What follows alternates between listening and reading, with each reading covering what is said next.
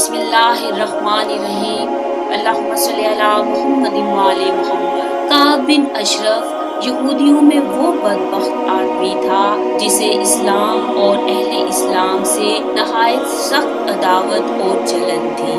یہ نبی صلی اللہ علیہ وآلہ وسلم کو اذیتیں پہنچایا کرتا تھا۔ یہ بڑا مالدار اور سرمایہ دار تھا۔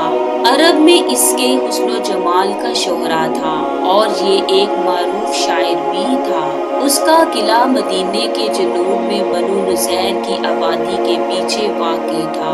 اسے جنگ بدر میں مسلمانوں کی فتح اور سرداران قریش کے قتل کی پہلی خبر ملی تو بے ساختہ بول اٹھا، کیا واقعتاً ایسا ہوا ہے؟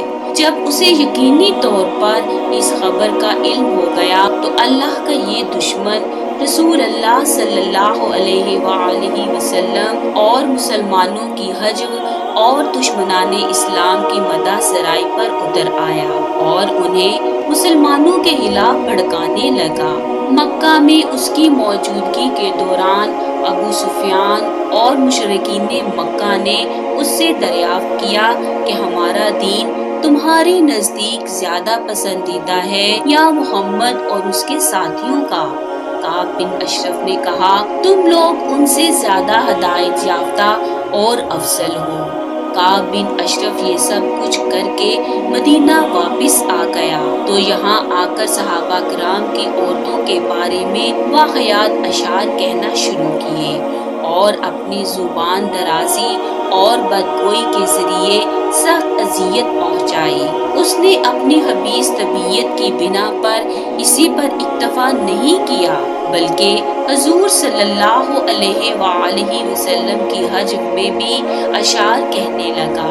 ان حالات سے تنگ آ کر رسول اللہ نے فرمایا، کون ہے جو کعب بن اشرف سے نپٹے، کیونکہ اس نے اللہ اور اس کے رسول صلی اللہ علیہ وآلہ وسلم کو اذیت دی ہے۔ اس کے جواب میں محمد بن مسلمہ، عبادہ بن بشر اور ابو نائلہ جو کعب کے رضاعی بھائی تھے نے اپنی خدمات پیش کی۔ اس مختصر سی کمپنی کے کمانڈر محمد بن مسلمہ رضی اللہ عنہ تھے۔ محمد بن مسلمہ نے آپ سے اجازت مانگی کہ وہ حکمت عملی کے تحت آپ کے متعلق کعب بن اشرف سے کچھ ایسا کہہ سکے کہ جس کی مدد سے اسے پھانسا جا سکے۔ آپ نے اجازت دے دی۔ اس کے بعد محمد بن مسلمہ کعب بن اشرف کے پاس گئے اور بولے، اب محمد بن عبداللہ نے ہم سے صدقہ طلب کیا ہے اور حقیقت یہ ہے کہ اس نے ہمیں مشقت میں ڈال رکھا ہے۔ کعب نے کہا، ابھی تم لوگ اور بھی اکتا جاؤ گے۔ محمد بن مسلمہ نے کہا، اب جب کہ ہم اس کے پیروکار بن ہی چکے ہیں تو یہ مناسب نہیں معلوم ہوتا کہ اس کا ساتھ چھوڑ دیں جب تک یہ دیکھ نہ لیں کہ اس کا انجام کیا ہوتا ہے۔ اچھا، ہم چاہتے ہیں کہ آپ ہمیں 1 وسق یا 2 وسق غلہ دے دیں۔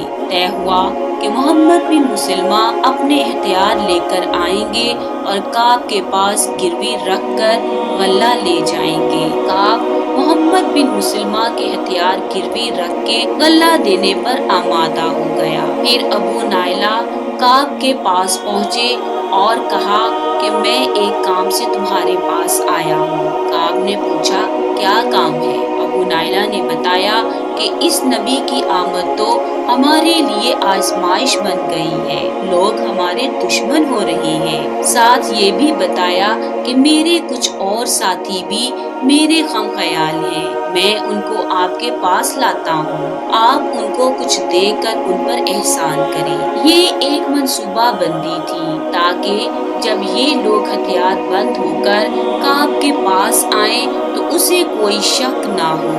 اس تیاری کے بعد یہ لوگ حضرت کے پاس حاضر ہوئے۔ آپ نے ان کو دعا دے کر رخصت کر دیا۔ جب یہ لوگ کعب کے قلعے کے دامن میں پہنچے تو ابو نائلہ نے کعب کو زور سے آواز دی۔ کعب آواز سن کر باہر آیا۔ وہ خوشبو میں بسا ہوا تھا اور سر سے خوشبو کی لہریں پھوٹ رہی تھیں۔ ابو نائلہ نے کہا آج جیسی عمدہ خوشبو تو میں نے کبھی دیکھی ہی نہیں۔ یہ سن کر کعب خوش ہو گیا اور کہا میرے پاس عرب کی سب سے زیادہ خوشبو والی عورت ہے۔ ابو نائلہ نے کہا اجازت ہو تو ذرا آپ کا سر سونگھ لوں۔ وہ بولا ہاں کیوں نہیں۔ ابو نائلہ نے اس کے سر میں اپنا ہاتھ ڈالا اور سر سونگھ لیا۔ کچھ اور چلے تو ابو نائلہ نے پھر کہا ایک بار اور سر سونگھ لوں۔ کعب نے کہا ہاں ضرور سونگھ لو۔ کچھ اور چلنے کے بعد